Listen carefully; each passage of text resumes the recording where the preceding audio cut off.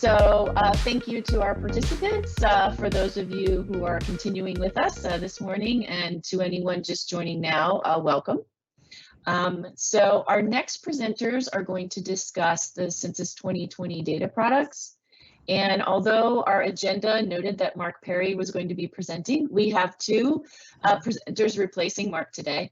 So Jason Devine is the Assistant Division Chief of the Census Programs area within the Population Division.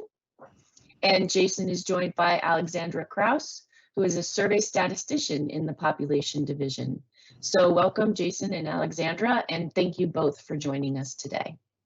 Thank you. We're glad to be here, and Alexandra will be doing most of the talking during the presentation, but I'll rejoin you towards the end for questions. Go ahead, Alexandra. Great, thanks, Jason. And I'm assuming everybody can see my screen. Yes, we can. Perfect, thanks.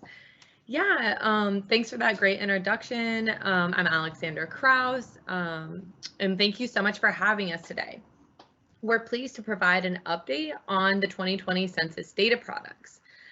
First, I'm going to start out with some background information on the schedule.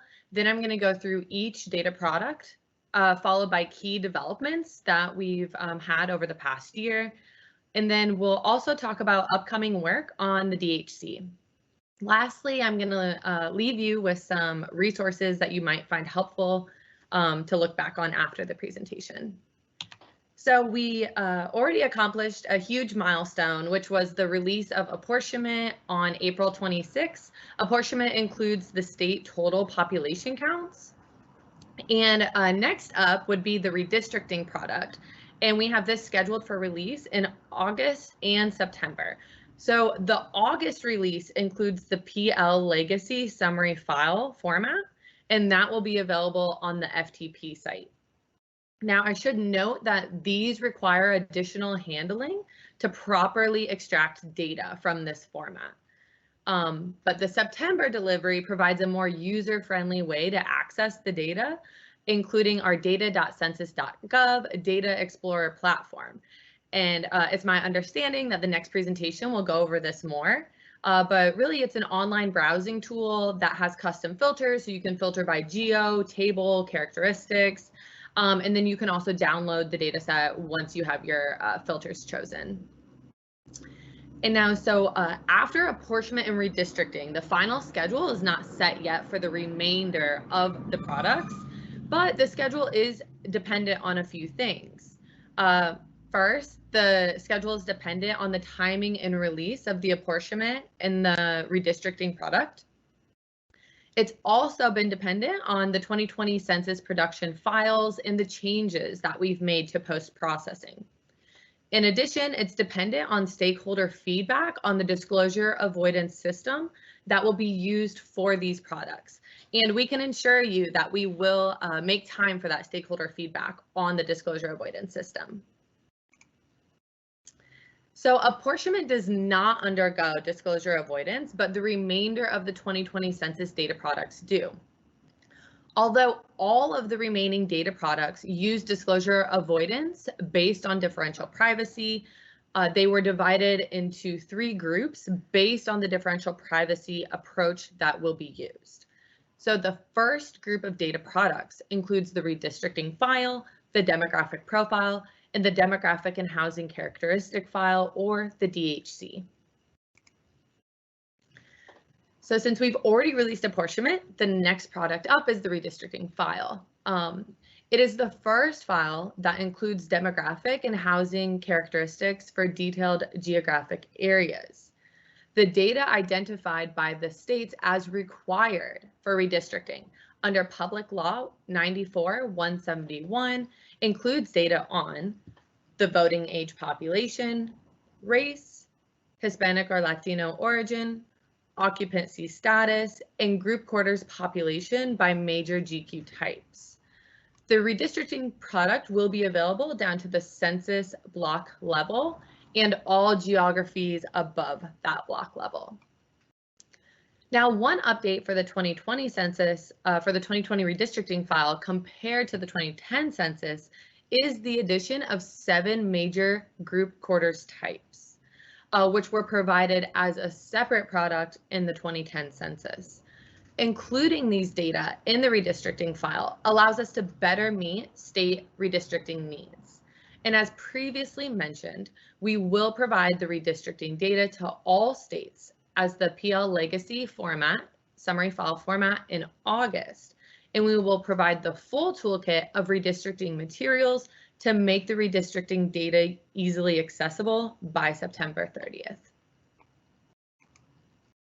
The next product that will be released is the demographic profile, and it will include critical demographic and housing characteristics about local communities in a streamlined, easy-to-use format. We will release the demographic profile as soon as possible after the redistricting product. The demographic profile includes 5-year age groups, sex, race, Hispanic or Latino origin, household type, relationship to householder, group quarters population, housing occupancy, and housing tenure.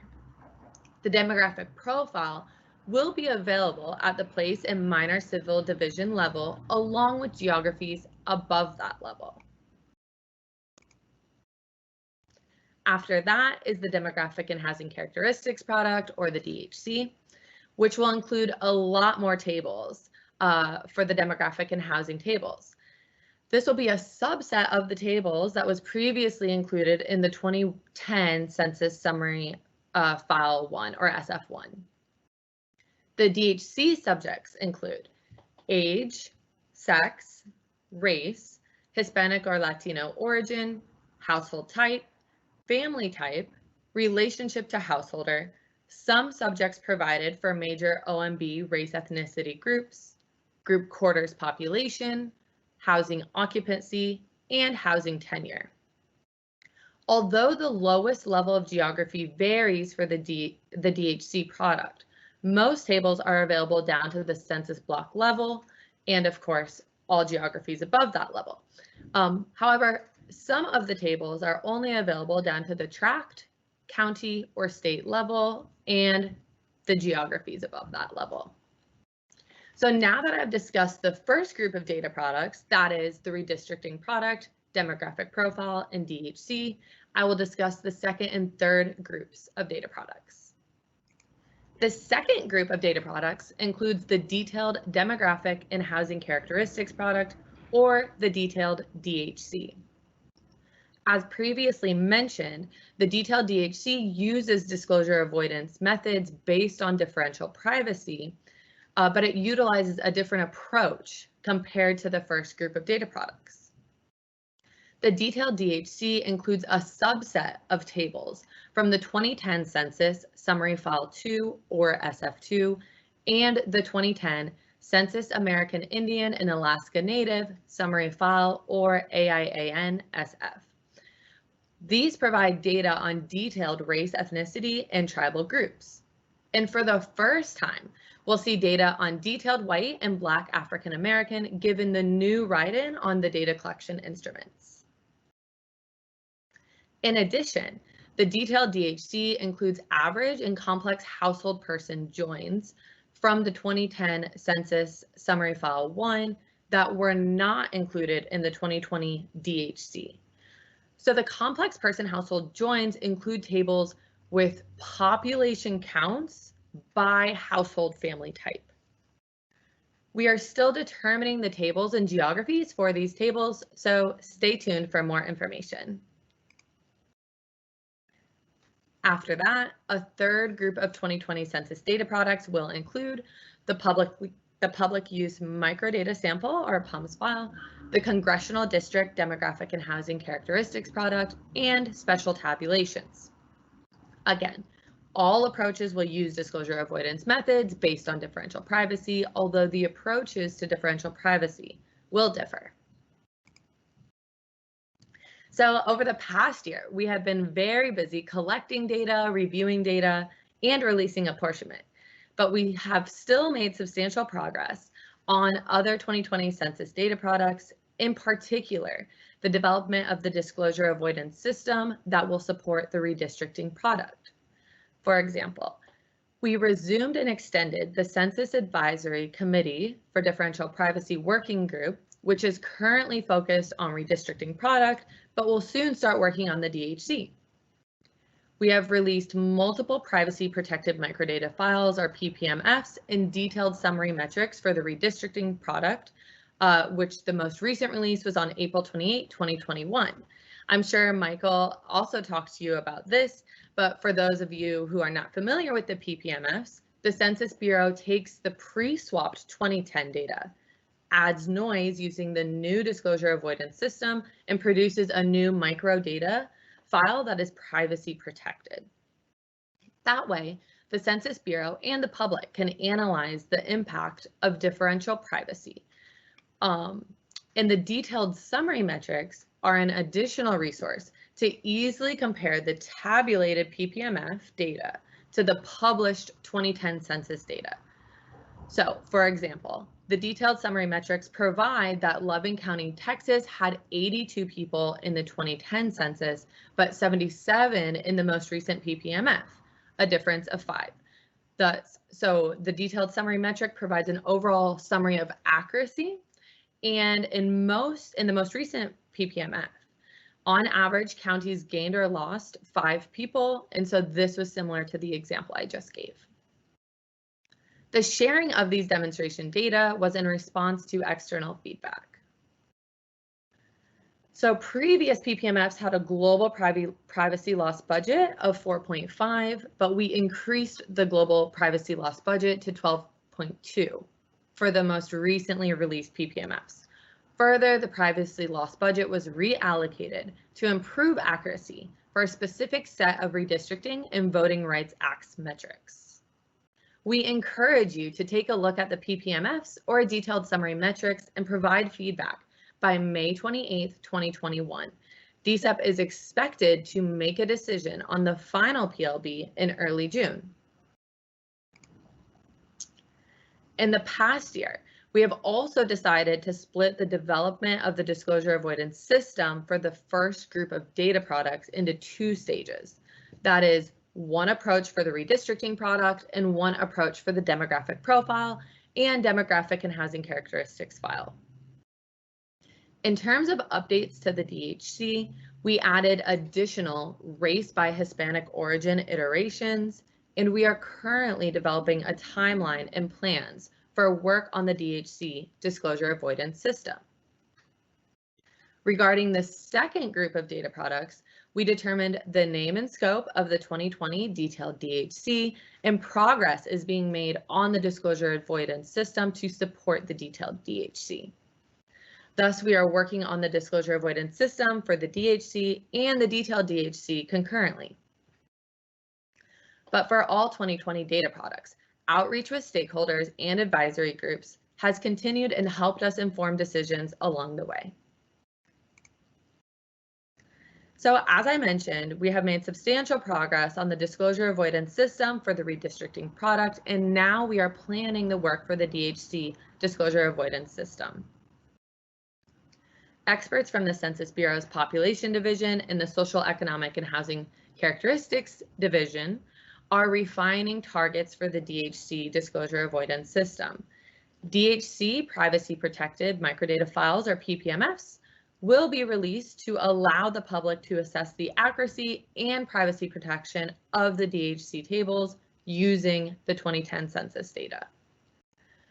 We still need to determine the timeline for the DHC PPMF review and how many PPMFs will be released. But the process for the DHC PPMF release and feedback loop will follow a similar cadence as the redistricting PPMFs. And after the initial assessment of the DHC PPMF, we can make a better decision about how many more PPMFs should be released. So during this presentation, I provided an overview of the 2020 census data products, key developments over the past year, and next steps on the DHC work. This slide provides other resources that you may find helpful. So the first link, in 2019, we provided an extensive presentation during the Fall National Advisory Committee meeting. This presentation was recorded and the link is made available here. The presentation included an overview of each data product, similar to what I did today, an overview of the crosswalk, which I'll show you here in a few seconds. It also went over our outreach efforts and information on the first demonstration data product that we released, followed by a Q&A. And when I first opened up that presentation to look back at it, I was surprised to see that everybody was still in the office because it was in 2019. The second link here provides the presentation materials from that meeting, including the 2020 Census Data Products Planning Crosswalk file. So the crosswalk file includes a list of tables and the table shells for the redistricting product, demographic profile, and DHC. The table shells show you exactly what will be included in each table. In addition, there's a crosswalk between the published 2010 tables and the proposed 2020 tables, so you can see what was included or not included across the decade. And finally, the crosswalk includes the lowest level of geography proposed for each table. And then the last link is a link to the disclosure avoidance website. Here you'll find valuable information. Of course, you'll find links to the PPMFs and detailed summary metrics. In addition, you'll find resources to help you understand differential privacy, including a minute physics video, which draws concepts on the whiteboard if you've ever seen those. We're also hosting the differential privacy webinar series, which I'm sure Michael mentioned, so you can find links to upcoming presentations as well as recorded presentations. And you'll also be able to find a place to sign up for the Data Products newsletter if you're not signed up already. This way you can stay on top of all future announcements. So now I'm going to pull up. So this is the disclosure avoidance website. So here's the video I was talking about in the webinar series. And then the second link that I had showed you shows the presentation links. So if you scroll down towards the bottom, you'll see update on 2020 Census Data Products. And from here, you can access the crosswalk. So if you click on that, you will get this Excel document. So sorry if I have to look away. I have double screens here. So the first tab, you'll see the README. Oh, and I should mention that this crosswalk was as of fall 2019. We are working on updating the crosswalk, and we hope to have something out. We'll post that when it's ready. So the first tab, you'll find some information about how the tables are labeled. So a P table is census block, PCT is tract, PCO is county level, PST is state level, and those are the population tables. For the H tables, H goes down to the census block and HCT goes down to the county. In addition, sometimes after the table name, like P12A, we'll have the table iterated by different race and Hispanic groups. And so here we show you what the iterations stand for. So A is white alone, B is Black or African American alone, C is American Indian and Alaska Native alone, D is Asian alone, E is Native Hawaiian and other Pacific Islander alone, F is some other race alone, G is 2 or more races, H is Hispanic or Latino, and I is white alone, not Hispanic or Latino. And on the updated crosswalk, you'll notice that we added additional race by Hispanic iterations. So as I mentioned, the first tab will be a list of tables.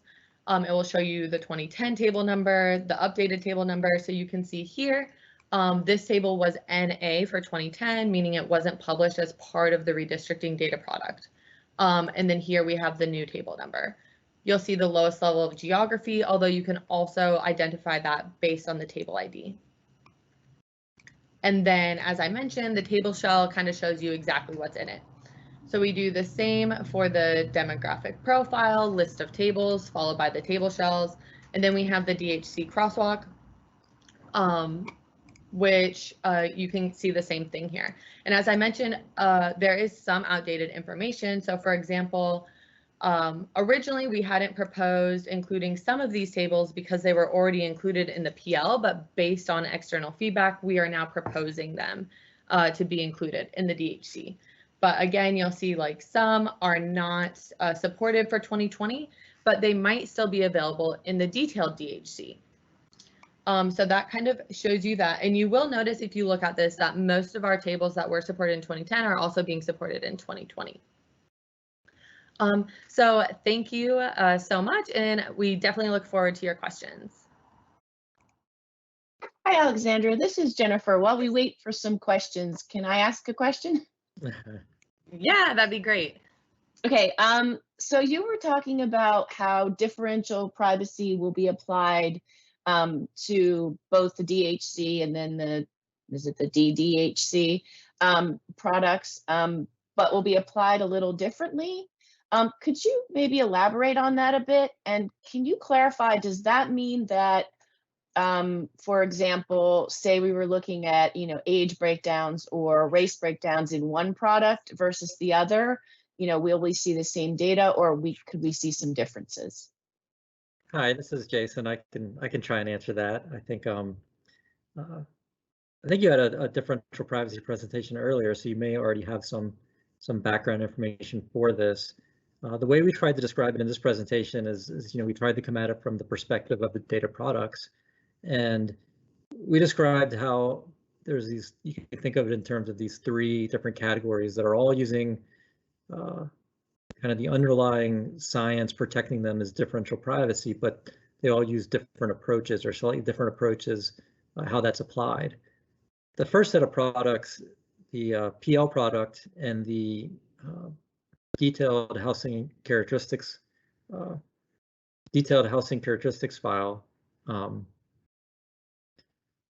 I'm sorry, it's the demographic and housing characteristics file. I slipped a little bit because we've been trying to make a distinction between the detailed demographic and housing characteristics file and the demographic and housing characteristics file.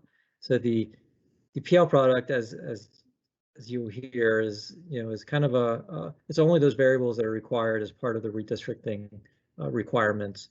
So those are totals and counts by race and Hispanic origin, and 18 and over and under 18. The DHC is a much more expansive product, and that's kind of replaces what was known as Summary File 1 in 2010. So the system that will support the disclosure avoidance system that will support the DHC and the PL product is essentially the same system, but it's been split into two. The development work has been split into two. So the work on the algorithm that will protect the PL product has already been developed, and we've been releasing privacy protected microfiles and detailed accuracy metrics to be able to communicate to the public the accuracy that we've been able to obtain while still protecting the data. And we've been doing that with the 2010 data. So these files that we released to the public basically show the results of applying the protection mechanism, and then allow the public to compare that file with the 2010 published data. So you can see exactly the noise that's being infused into those files. For the DHC, which is more detailed, and will now take you down to like single year of age, provide some household and family characteristics, some other household data, relationship data. The system that currently supports the PL will have to be expanded to support that product. So that's the period we're looking to kind of move into now, where we start working in kind of a similar way we worked on the PL. The system that's going to protect the PL product will now be working on the disclosure avoidance system that will protect the demographic and housing characteristics file. Okay, so then you move to another set of products, which we are calling internally Group 2 products. That includes what we're calling the detailed demographic and housing characteristics file. And that's where you'll get into some of the data on detailed race and detailed Hispanic origin, as well as some of the information on the more detailed information on American Indian tribes, tribal data. Those tables, along with some tables that require these person-household joins, which are a little more complicated to protect than some of the other variables, work on that system is going on in parallel with these other systems. And one of the big differences between the work between the two systems is that one is being developed to produce an underlying data set that can be tabulated to produce the table. So the PL product and the DHC, the disclosure avoidance system will produce that underlying data, which potentially could make possible a public use microdata sample file. Whereas the other products, the detailed demographic and housing characteristics file, that's not the case. So it's a different approach, a different strategy, but it's still using differential privacy. And I think one piece of your question was, will there be inconsistencies between those files? The current system to support the PL product and the demographic and housing characteristics file intends to maintain consistency between those two products. So there'll be consistency. At this point, the strategy would maintain that consistency between the PL totals and the totals for the race categories and the 18 and over category in the PL product, between that product and the demographic and housing characteristics file. Whereas for the other product, the detailed demographic and housing characteristics file, those files, there will be inconsistencies between those files, at least how we're approaching the design of those systems now. But that inconsistency is what will allow you to have more accurate information for those more detailed categories than you would get if you were to try and maintain that accuracy. Now, with all that being said, we kind of approached this presentation with the idea that we would try and avoid getting into too much in the way of details about the differential privacy methodology. However, though, this decade, because of the nature of the method that's being used, they're so interconnected that it's really difficult to not talk about one without talking about the other. So did we receive any other questions while I was trying to answer that? We did, and I'll let Tim jump in. I just wanted to say thank you for clarifying that, and I know that it's very complicated. I really wanted to make that clear for our data users, that there is the potential for that to occur. And can I just add one quick follow-up? I apologize. Can you tell me, you talked in the presentation about the different geographic levels that data will be available for. Is some of that, so for example, something might be available at the block level, but then another characteristic only at the tract level. Will some of that be due to the disclosure avoidance system being applied? I can try to answer that one as well. One of the features of the system that's being developed to protect the PL product and the demographic and housing characteristics file product is that the underlying data is being produced. So decisions about the level of geography that would be available for are really based on fitness of use. So that was something we went through a year or so ago, where we went through the different use cases for these different products and the levels of geography. Considered the idea that where we were working on the disclosure avoidance system, if we wanted to provide everything at the lowest level, that would likely lead to less accurate data for, across all the variables and all levels. So we tried to look and see what level of geography was necessary to support the use case for those tables, and build both take into consideration what was available in 2010, and then what also the, our understanding as subject matter experts, and also what we had heard from public outreach as to what the uses were for those different data tables to make decisions about what level of geography they were necessary, that we needed to provide them for.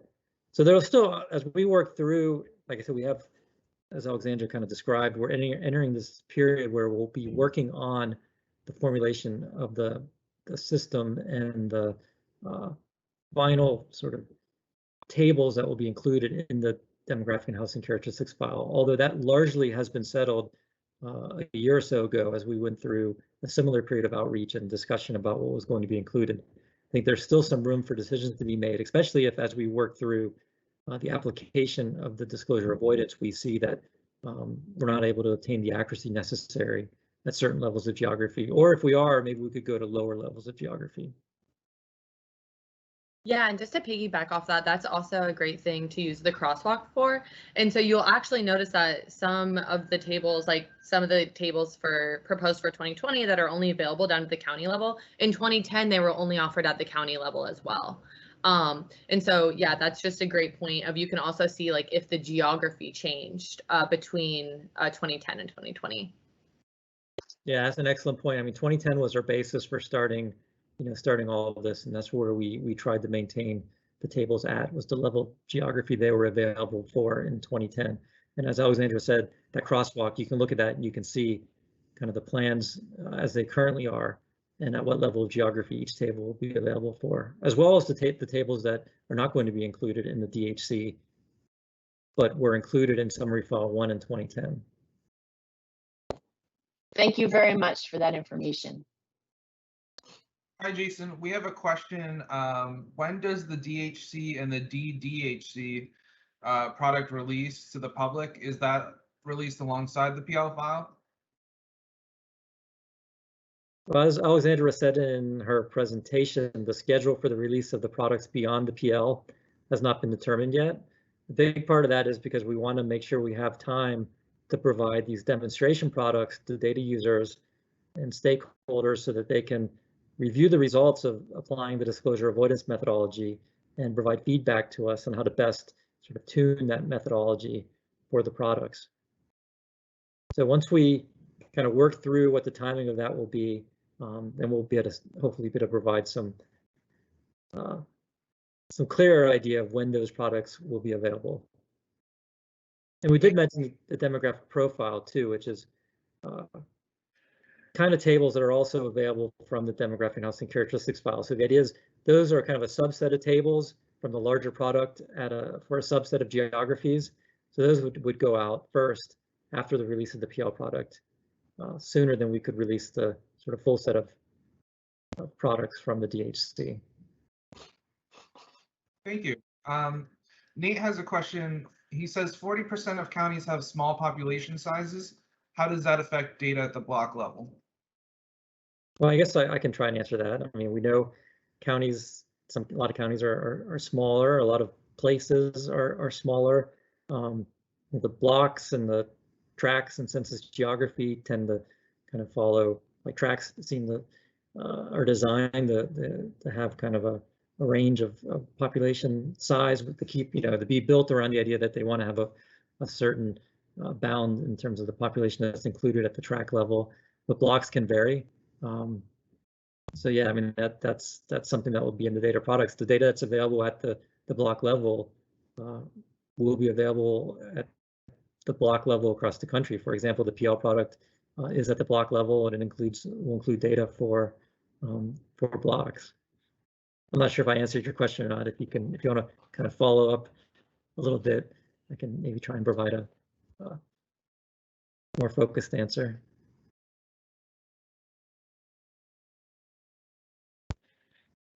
Thanks, Jason. Okay. Nate also asks, how will zip code data be available?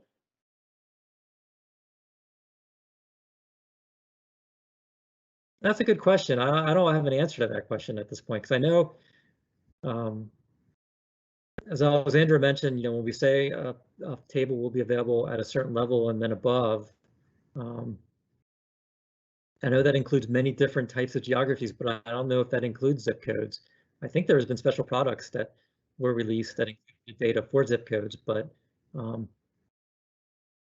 don't know the details around that. So I don't know if maybe there's somebody else on the call that knows more about zip codes and how the Census Bureau is approaching data products for zip codes, but it's certainly something we can find out more about and get back to you with.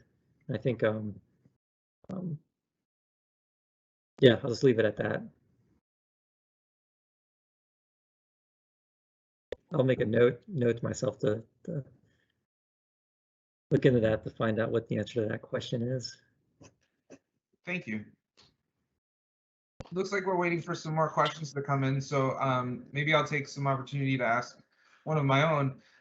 Is there any, I know we don't have any dates yet for certain data releases, but is there a plan in terms of how data will be released through the API as well? Will they occur at the same time? Will the API, be lagged behind the, physical release of the data? Yeah, I believe so. I believe the plan is to provide an API along with the data, and I know there will be an API for the PL product, and I assume that would carry forward with the other products. The timing of that should be fairly close, because I think the API tends to be used to support some of the graphics and other material that goes along with the release. But if that's, That's a good question, and I don't necessarily know the answer to that, but I think there are plans to include an API to go along with the release of the products. I mean, that's been pretty, I think, standard approach for Census products for a little bit now. Yeah, absolutely. So this is Jennifer again. I just have a quick question. So you mentioned that you don't yet have a schedule for the release of some of these products. Do you have any sense of when we will start to see a schedule for release? Will that be after the PL file is released, or do you have any indication? I think it will be sooner than that. Just to give you an idea of kind of where we're at. So we just, as Alexandra mentioned, we've just finished the release 2 weeks ago of the apportionment product, which during that period, we were in a kind of very intense period of review of the data files that were feeding into that product. We're still in the review right now of a file known as the census edited file, which is what will be used for the creation of the PL product. But after finishing the apportionment release, we've been able to turn our attention back to planning for data products and some work on the disclosure avoidance system to support the DHC. So we're working to quickly come up with a plan and a schedule for when we'll be able to release not just the DHC, the demographic and housing characteristics file, but the detailed demographic and housing characteristics file, as well as the data products for the island area censuses and other products as well.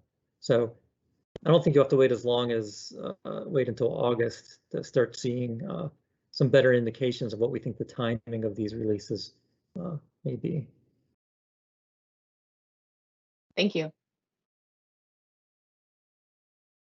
I don't see any additional questions, but we'll give people just a few more minutes. And I just wanted to take this time to thank you, Jason and Alexandra, so much for joining us today and for that great presentation. We appreciate you taking your time to share with us. No, we're glad to be here, and we are planning on doing several of these for other state data center meetings, and I think this is the third time now we've done this presentation. I've done it twice, and Alexandra obviously did it this time. I think you probably had the best version of it yet with Alexandra doing it. She did much better than I did. So again, we're glad to be here, glad to discuss this with you. Yeah, thanks for having us. Yeah, great job, Alexandra. Thank you. Thanks. I don't see any more questions, so I think we'll just take an extra few minutes for our break between this and the next section. And if any attendees have any additional questions, feel free to put them in the Q&A or send them to Tim and I, and we'll be sure to touch base with Jason and Alexandra to get you some answers. So thank you again for joining us, and we'll start back up at noon with our data.census.gov presentation. Thanks, everyone. Thank you. Goodbye. Thanks. Yeah.